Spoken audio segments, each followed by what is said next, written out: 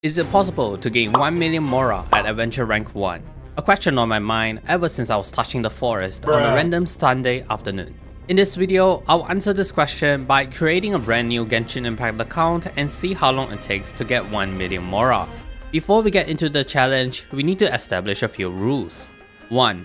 You must remain at Adventure Rank 1 at all times. Setting the Adventure Rank cap to level 1 helps to keep the challenge interesting, since otherwise you could just use the resin or Mora ley lines to get the million Mora required. 2.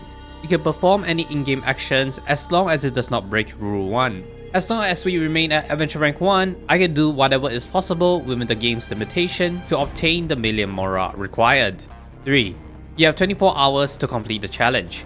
For this particular challenge, I've decided to limit myself to 24 hours, otherwise this video could potentially take forever to release. And that's about it really. If you enjoyed the video, why not consider liking the video and subscribe. These videos take ages to make and your support is greatly appreciated. But otherwise, let's get straight into the video. I started off my journey by opening the teleport waypoint near the beach. This grants us 10 Adventure Rank XP, however, prevents Paimon from teleporting us back to this place if we leave the game. This may seem like a small thing to worry about, but later on it's going to be really important if we are going to get 1 million Mora a reality. Once the teleport waypoint was unlocked, I moved my way to the right and climbed this cliff, which is far enough from Paimon to not trigger the next objective. This will allow us to roam freely in Teyvat without triggering any additional objectives, which will keep us at Adventure Rank 1. After leaving Paimon behind, I then went through Mondstadt and Springvale and went straight to the world border. As you can see, if the first Archon quest is not completed, the area we can travel is limited to this small area within Mondstadt. So if this is the case, how can we get 1 million Mora if we are stuck in this small area? Technically speaking, it is possible to get 1 million Mora just by farming mobs within this area. Each monster, when killed, will drop a small amount of Mora, but since this amount is so little, we are not going to go through with this idea. This is also why I had Rule 3, which is to complete this challenge in 24 hours. Otherwise, I'll be farming mobs for actual years before I can make this video. So we are stuck in this area with no way to earn Mora. Is this where we call it quits and end the video? Fortunately, not quite. You see, Hoyoverse may have placed this Paimon barrier to stop people from running out of the intended area. However, there are actually a few ways to bypass the Paimon barrier. The first way to bypass the barrier is to simply log out of the game and log in again. During the first few seconds of logging in, you have the ability to perform dashes before the Paimon barrier kicks in. Due to this, you'll be able to move around in Teyvat as long as the ground we are traveling does not have any cliffs or mountains, and for the rest of the video, I'll be referring to this method of bypassing the Paimon barrier as log dash. The second way to bypass the Paimon barrier is to perform a certain move which tricks the game into thinking you're still within the Paimon barrier. Since this method of bypassing the Paimon barrier is critical to my ability to make future content on this channel, I can't tell you the specifics on how to perform this move, but I can tell you it exists. And for the duration of this video, I'll call this method of bypassing the Paimon barrier as Method 2. This is going to be important as the footage shown to bypass the Paimon barrier is used with Method 2. But technically speaking, you can perform what you see in the video with just log dash as well.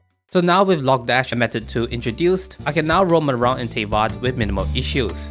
For now, my goals are to get the Mora chests which are situated across Teyvat. These chests are as follows. The Lyria Northland Bank chest, which grants 200,000 Mora, the Taromaru chest located in Inazuma, which grants 180,000 Mora, the Luxurious chest located in the Academia, which grants 185,000 Mora, and the 4 Precious chests located in the Tanic camps, which together grants a total of 200,000 Mora. Together, by opening these chests, I'll be able to get a total of 765,000 Mora. It is not quite a million Mora, but it is a starting point which will get us 3/4 of the way through the challenge. Since the Lyria Northland Bank chest is the closest from Mondstadt, I made my way to Lyria, opening this waypoint which is closest to the Northland Bank. Now is also a good time to explain why I have to open this particular waypoint, and it has something to do with Method 2's limitation. Performing Method 2, although allows me to run around in Teyvat with no issues, it does prevent me from interacting with basically everything. Since the game still thinks we are in Mondstadt, none of the things you see on screen can be interacted. The only exception to this rule are the teleport waypoints, since for some reason, the game renders waypoints differently than everything else in the game. So in order to collect a chest, I have to unlock its nearest waypoint, and then use log dash to slowly make my way there. There is an exception to this rule, but I'll get to it once the time comes. But for now, we just activated the teleport waypoint in Liyue, and once this was done, I made my way to Sumeru. Here is a quick 6-second montage of me making my way to Sumeru through the chasm.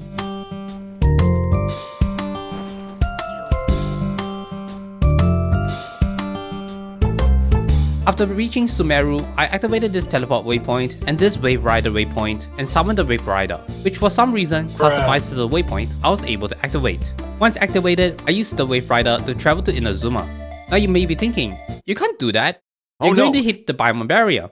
As you can see in the Teyvat interactive map, this dark area represents land that is outside of the Paimon barrier, and I should not be able to go through this. But if you have watched the video, you may have already realized I have already bypassed the Paimon barrier.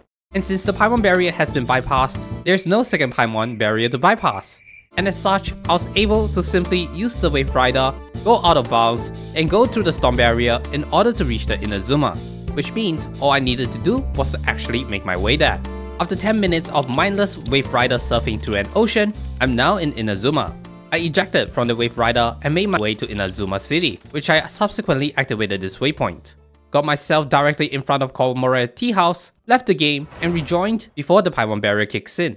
Once you are in the indoor area, the Paimon barrier does not activate, and as such, I was able to collect the Taromaru chest, which grants 180,000 Mora while granting no adventure rank XP. With the Inazuma chest now collected, my next goal is to collect the Northland Bank chest in the red. Using the teleport waypoint I've unlocked, I went to the front of Northland Bank, left the game, and rejoined to once again enter Northland Bank before the Paimon barrier kicks in. This allows me to now get the 200,000 Mora chest in Northland Bank, which now sets us to 380,000 Mora, over a quarter of the way to our goal. Now you might be thinking, our next goal is to get the waypoint at Academia to get the chest at Sumeru City. However, this is not the case. I'm actually going to activate two specific waypoints. This waypoint and Kaj Nisuj, and this waypoint all the way to the version 3.6 area at the Tamiya Mountains. My process of getting these waypoints involved traveling from the Sumeru waypoint to Vanarana, then through a section of the Sumeru Desert, before reaching the east of Kaj Nisuj to finally make my way to the Kaj Nisuj waypoint. Once the Kaj Nisuj waypoint is unlocked, I went through the version 3.4 desert in order to reach the waypoint at the Tamiya Mountains. This time, the path isn't as complicated as there were 4 leaf sigils which helped guide us through the desert, and after a 4-second fast forward montage, I was able to get my way to the Tamiya Mountains and activate the desired teleport waypoint. So we have opened these waypoints, but what do they actually do? Let's talk about the Kaj Nisuj waypoint. Why did I open this? As I mentioned earlier in the video, there are 4 precious chests located in the Tarnit camps, which grants a total of 200,000 Mora. However, these chests are gated behind this door. Normally, to open this door, you need to go through multiple world quests. But since we are going around Teyvat with no story progression, it is actually impossible to access these chests under normal circumstances. This is where the exception I've been talking about comes into play. By stacking up 2 glitches together, I can actually enter this area. However, by doing this will permanently break method 2, and from this point onwards, I will have to use Log Dash to travel past the Paimon barrier. Since I've already unlocked the required waypoints to complete the challenge, I've decided to perform the exception to bypass the door to the 4 precious chests. And once this was done, I now have 200,000 additional Mora and some artifacts, totaling our Mora count to 581,460, plus the halfway point of this challenge. With method 2 no longer usable, I now have to complete the rest of the challenge using Log Dash. Even though traveling past the Paimon barrier is now more time consuming, it is still technically possible to move around. And since the Mora chest in the Sumeru Academia is located in the direct path from this waypoint, I was able to Log Dash my way to the Academia and open the final chest in Teyvat, granting us 766,000 Mora. Now you might be thinking, how am I going to get the 234,000 Mora with no Mora chest to spare? And I was stuck on this idea for a moderate amount of time. But eventually, I had an idea. Rock Pulse. Rock Pulse is an unofficial name I've given to these things, which when collected, grants you anywhere between 10,000 to 20,000 Mora. The chances of you getting the specific amount of Mora is random, which the drop rates of each amount of Mora can be found here. What this means is, in the worst case scenario, I have to open 24 Mora chests in Teyvat to get the 1 million Mora required.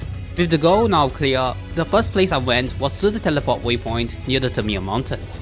The reason why I opened this waypoint was due to its convenient location to 8 rock piles, which the path I took are as follows. Starting off from the teleport waypoint, I moved southwest to catch a 4-leaf sigil where the first rock pile is located. I then head east until a second rock pile is located, guarded by an eremite. Then I head south to get 2 additional rock piles. One is guarded by some fungi and one which is hidden behind some trees next to a Hilichurl. Afterwards, I spend some time traveling southeast to another rock pile close to a teleport waypoint, before heading east to the top of a cliff where the 6th rock pile is located. Going back to the teleport waypoint, I head north into the Termea Mountains, jumping down a cliff to obtain the 7th rock pile near some white rocks, before going back to the teleport waypoint into the Termea Mountains again and sticking to the top section of the cliff to get to the 8th rock pile guarded by a few eremites. The rest of the Mora piles were collected from Gandalf's teleport waypoint. These were the paths I took to get 1 million Mora. Path 1 follows west of the teleport waypoint to this rock pile behind a small cliff before dropping down a waterfall to the northeast for a second rock pile. Path 2 follows a rock pile found in the river slightly northwest of the teleport waypoint before we swim across to this arch where underneath contains yet another rock pile. Path 3 sends us directly into Sumeru City to the north, where these hearts are located. Behind some hearts contains a rock pile and some artifacts, which can be converted into additional Mora. Afterwards, you can go up into the Academia, go to the left, and make your way to this section where another rock pile is located. There is another rock pile found underneath Sumeru, but at the time I had trouble finding it, so I didn't go for it in this run. Path 4 sends us to Gandharva village. One of the rock piles is located at a cliff to the northwest of Amir. Another rock pile can be found to the southeast of Amir, before a third rock pile can be found underneath Gandharva village, where the roots are located. There is another rock pile which can be found on the branches of Gandharva's village. However, since the branches were too small to traverse under glitching circumstances, I ended up dying to 4 damage, and as such, I ended up not going for it. And finally, path 5, I will go down all the way to Vimara village where a rock pile can be found near this house over here. Then I will climb this cliff to get to these mushrooms where a second rock pile can be located. Afterwards, we can simply move south alongside this cliff to get to a group of Hilichurls where a third rock pile is located. Head east and jump down from this cliff to get to a 4th rock pile. Then you can follow this path south towards Port Ormos where the path leads to a 5th rock pile. You can then climb this cliffside which has 2 additional rock piles right next to each other. Okay, so we are now at 1 million. So as you can see, we are 1 million and we are still at AR1. So 1 million Mora at AR1. The challenge is possible, that's for sure. And that's about it really. I'm done with this challenge.